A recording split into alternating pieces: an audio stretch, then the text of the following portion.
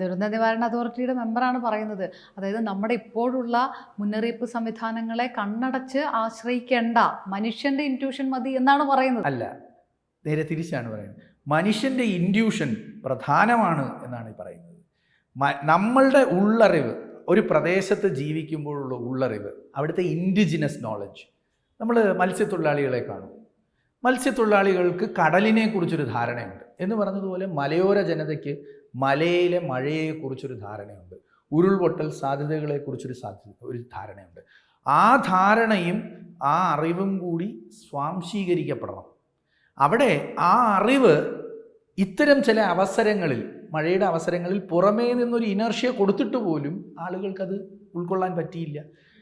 വയനാട്ടിൽ ഈ 29-ാം തീയതി എന്താണ് സാങ്കേതിക സംവിധാനങ്ങളിൽ നിന്ന് ലഭിച്ച മുന്നറിയിപ്പ് എന്ന് നമ്മൾ കണ്ടതാണ്.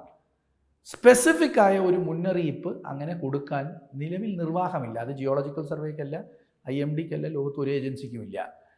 അതിൻ്റെ കാരണം ശാസ്ത്രം അത്രയേ ഈ പ്രതിഭാസങ്ങളെക്കുറിച്ച് പഠിച്ചിട്ടുള്ളൂ.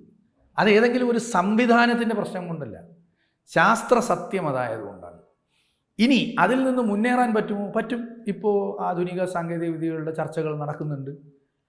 ആ നമ്മളുടെ AI പോലുള്ള സാങ്കേതിക വിദ്യകൾ ഒരുപക്ഷെ കുറച്ചു കാലത്തിനുള്ളിൽ ഇതിൽ വലിയ മുന്നേറ്റം ഉണ്ടാക്കും.